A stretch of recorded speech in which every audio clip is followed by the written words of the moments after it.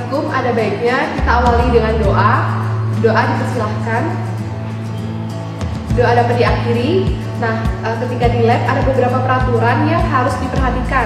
Jadi pertama tidak boleh menggunakan aksesoris berupa gelang, cincin, jam tangan dan lain sebagainya, dan tidak diperkenankan menggunakan handphone atau telepon genggam tanpa adanya izin dari instruktur ataupun asisten praktikum. Pada praktikum kali ini kita akan menjelaskan terkait dengan proses pengolahan pasca panen biji kopi yang akan mempengaruhi kualitas dari kopi yang akan diseduh. Nah, adapun beberapa proses pengolahan pasca panen yang dilakukan, yang pertama ada sortasi, kemudian ada penyangraian, kemudian ada grinding atau penghalusan. Jadi untuk proses yang pertama itu adalah proses sortasi. Kita di sini punya contoh biji kopi yaitu jenis Arabica, di mana proses sortasi ini sangat penting karena dapat mengelompokkan biji kopi berdasarkan grade-nya. Nah, untuk biji kopi yang memiliki grade A itu dia seperti ini. Jadi dia memiliki warna coklat, kemudian tidak pecah, utuh, berpori halus. Sedangkan untuk kopi yang memiliki grade yang tidak baik atau jelek itu dia berwarna gelap, terus berpori kasar dan keriput. Nah, setelah disortasi maka biji kopi dengan kualitas yang baik dan yang kurang baik dapat dipisahkan. Ini adalah contoh biji kopi yang memiliki kualitas baik, sedangkan ini adalah contoh dari biji kopi yang memiliki kualitas kurang baik sehingga tidak layak untuk dilanjutkan ke proses selanjutnya. Apabila kopi memiliki keseragaman dalam ukuran, spesifik graviti, tekstur, kadar air, dan struktur kimia, maka proses penyangraian akan relatif lebih mudah untuk dikendalikan. Jadi untuk proses selanjutnya adalah proses roasting atau penyangraian, di mana proses ini adalah proses untuk pembentukan cita rasa dan aroma pada biji kopi. Nah, untuk proses roasting kita menggunakan alat. Di sini ada alat bernama roaster. Untuk pertama-tama kita masukkan biji kopi ke dalam wadahnya atau tabungnya.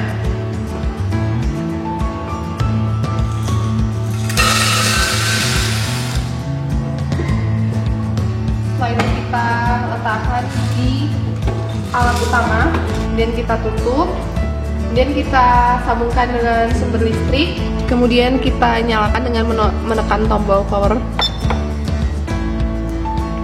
Selanjutnya kita setting suhu, kita menggunakan yang light, jenis light, suhu 60. Kemudian untuk waktunya kita setting 12 menit. Selanjutnya kita tekan tombol start.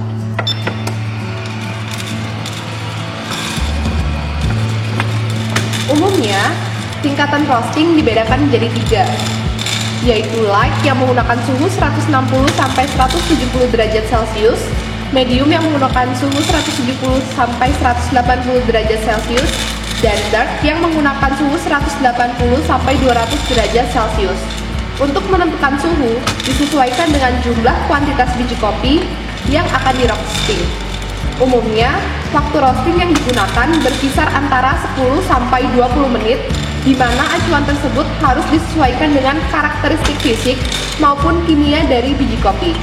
Meningkatnya suhu dan waktu yang digunakan dapat mengakibatkan over roast karena adanya reaksi Maillard.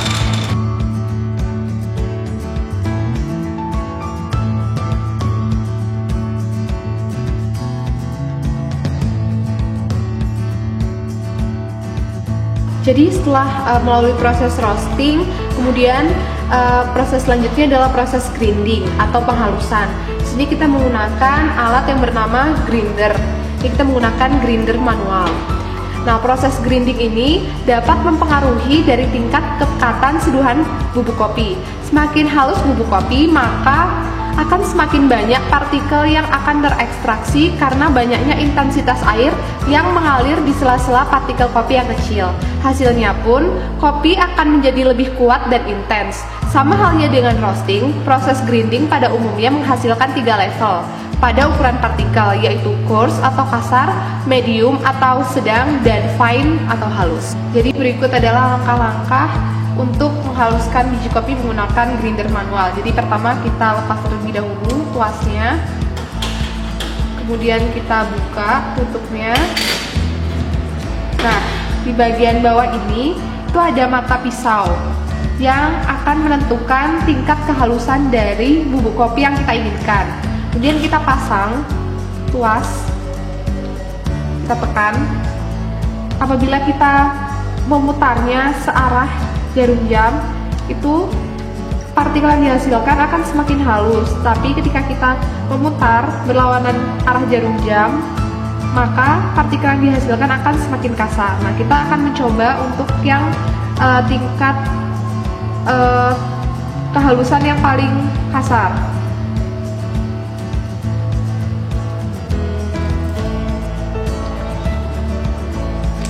Kita pasang dengan wadah penampung, kemudian kita lepaskan tuasnya. Kita masukkan biji kopi secukupnya.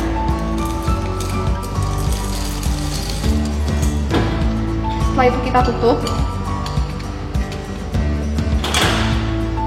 Kita pasang tuasnya.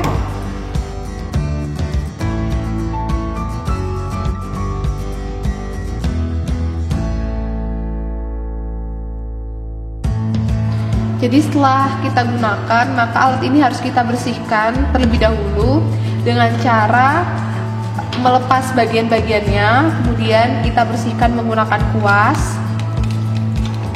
Hanya dikuas saja dan tidak menggunakan air. Nah, mengapa tidak menggunakan air? Karena ditakutkan dapat membuat tumpul atau menumpulkan mata pisau dari grinder itu sendiri.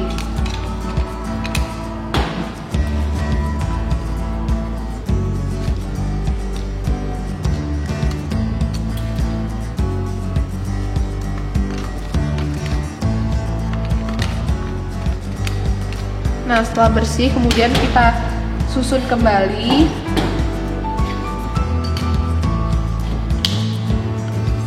Setelah itu kita simpan.